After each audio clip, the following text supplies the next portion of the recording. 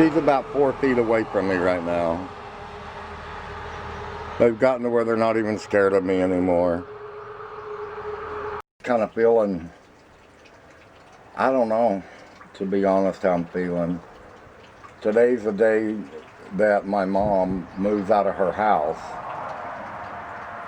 And she's moving in with my older sister for a couple of months until another sister can find them a bigger house, and then she's going to move in with her. And it just hit me like a ton of bricks that my mother, there will be no more my parents' home, gone. You know, I won't.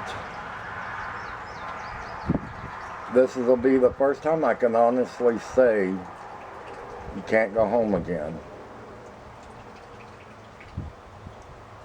It just, because the home's gone now. Turned 80. She has a lot of medical problems, so she really, my youngest sister lives with her, but she's no help, so.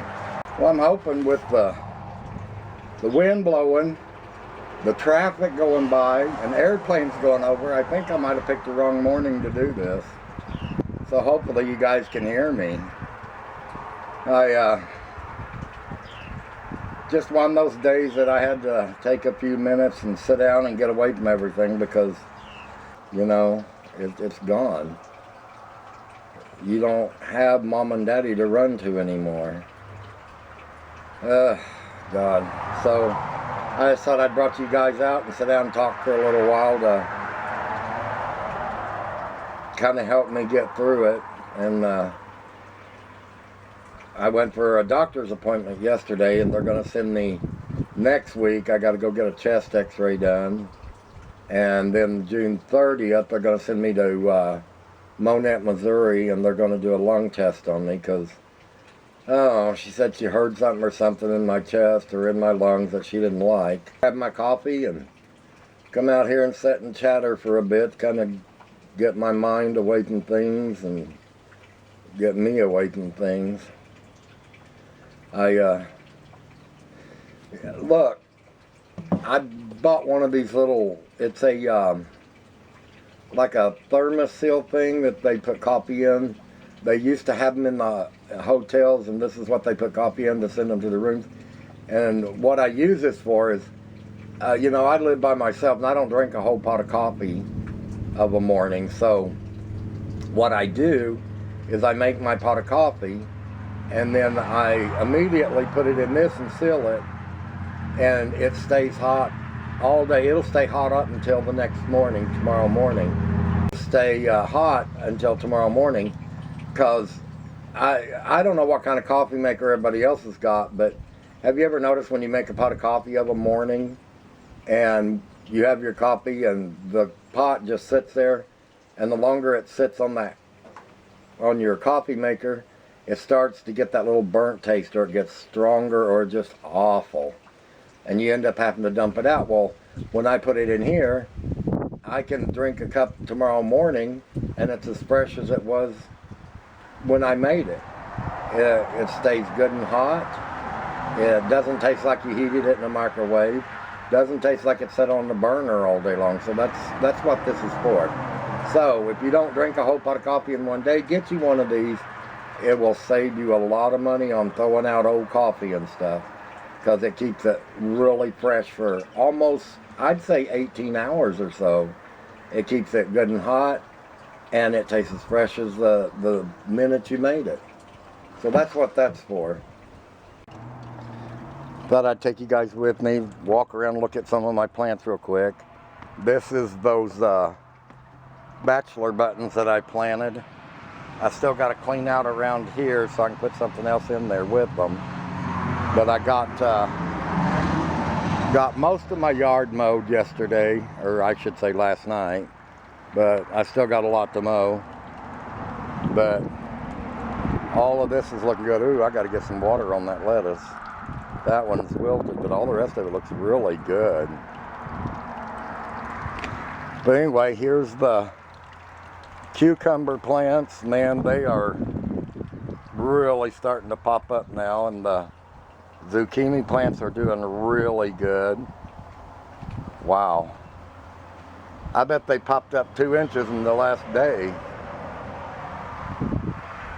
I put a little water bath thing out here for the birds, and I was out here yesterday and there was no birds in it, but there was like almost a whole swarm of bees in that thing, and there's still some in there this morning, but not like there was.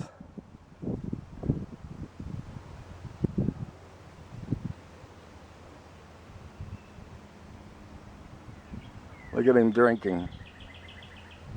There's one swimming around. Oh, he got up and he's gone. Well, I gotta move away because there's a bunch of bees here and I do not want to get stung. But I'm not going to get rid of the water because of it. There's my purple bean plants. They're doing really good. This is what I was talking about. See how the leaves are really green and then the veins look like they have a dark purple or red blood in them. Really cool. But these things are growing really fast. Well, I thought it was just lack of water, but it's not. What happened was the moles had gotten up under it and lifted it up and it disconnected the roots. So hopefully that will fix it. I'm through this garden and tearing crap up. So I got to get something to put a stop to them. They go up under the plants. They're not really eating the roots. They're just going up under the plants and they're lifting the roots out of the ground, and it's causing a disconnect with the roots and the ground.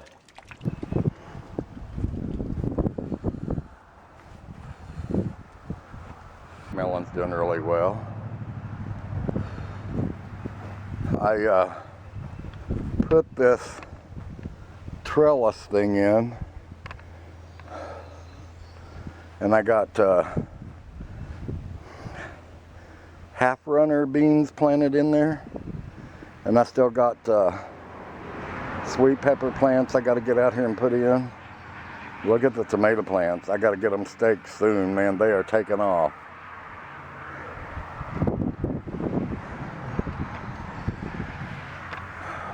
That zucchini plant has doubled in size since I was out here yesterday.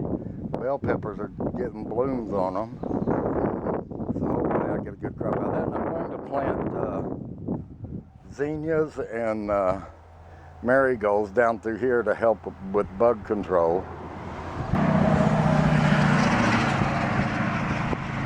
I'll tell you what, look at my grass. It's been so hot here. It's been up in, you can see where I water and where I don't. I still got out there from about right here across and back, I still got to mow yet. Oh man. Look at my sweet pepper plants.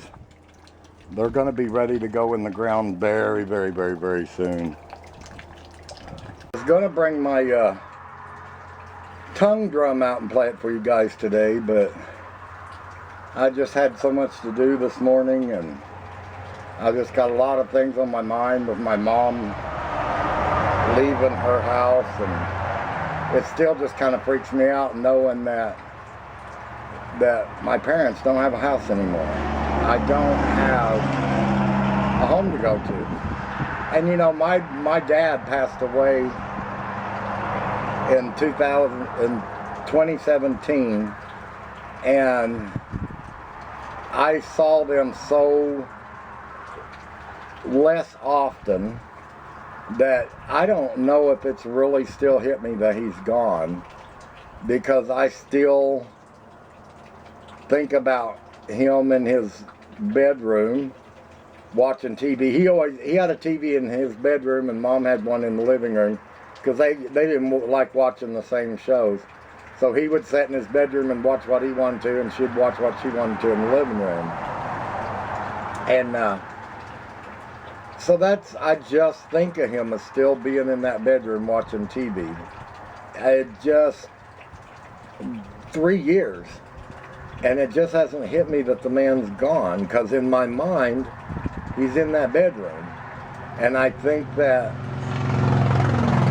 once Mom moves out and the house is gone, I think that's when it's really going to hit me that Dad's gone. He was cremated, and we scattered his ashes at War Eagle. They have a bridge out there at War Eagle by the mill that was built in the early 1900s. And in the last few years, they've been thinking about building another bridge just on the other side of it, because the old metal bridge is getting to the point that it may not be able to be used much longer. So what they were planning on doing is taking the old metal bridge, instead of tearing it down, they were going to make a footbridge out of it. You could walk across it, but you couldn't drive across it anymore. But anyway, we took his ashes up on that bridge and scattered them out into the river, because he was born out in that area, and that's where he grew up, and he played as a kid, and so we just kind of figured, that's where he wanted to be, because even through his adult life, that's where he'd always go fishing or go camping, or is out at War Eagle River. And but I'm just glad that we did it up close to the old grist mill. And I remember he used to take us all out there in 1968, 1969. We'd play in that old mill. That was before they redone it and reopened it into a new running mill and a restaurant and a gift shop and all that now. But back when I was a kid, it was just a big empty building with grinding rocks still in it. But I swam in that river 1,000 times as a kid up. Man, it is hot out here. My grass, I'm having to keep an eye on my plants and my grass and everything, because it has really just been so hot that everything is just cooking. So I'm going through a lot of water.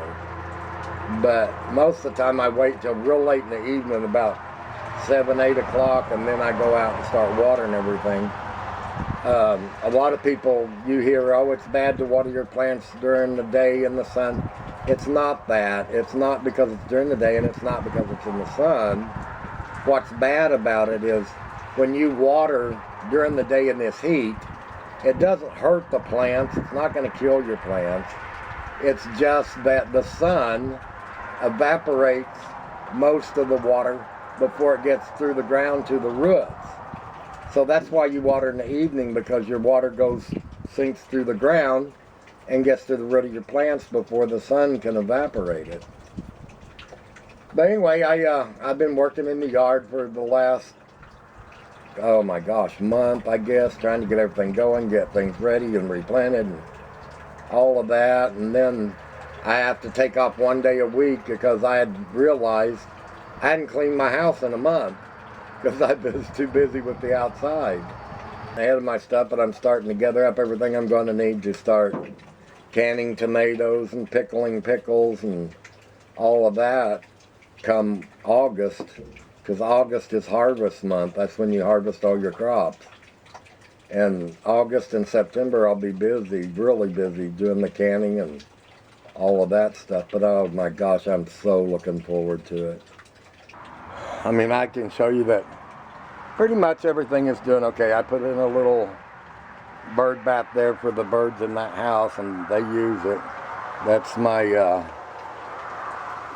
cane type begonia, angel wing begonia. See, but other than that, the plants are looking really good. Everything is thriving. Aloe vera, Christmas cactus, Easter cactus. All of it is, that's some pieces that I broke off from that begonia, and I just put dirt in there. I get the dirt real wet, and then I stick them in there, and they just take off. You don't have to root them or anything. They'll do it all on themselves. And there's my philodendron, the photos. If you remember, it was real long and across the floor. I cut it all back up. I cut off about 14 foot of it. And that piece right there has grown just since I put it out here. By the end of summer, it'll be all the way back down to the porch again. But yeah, everything's looking good. But guys, I just needed somebody to kind of sit down and talk with a little bit this morning. So I hope you guys don't mind. I hope you enjoyed this video. Hope you enjoyed getting a look at my plants and stuff. And I'll talk to you guys later.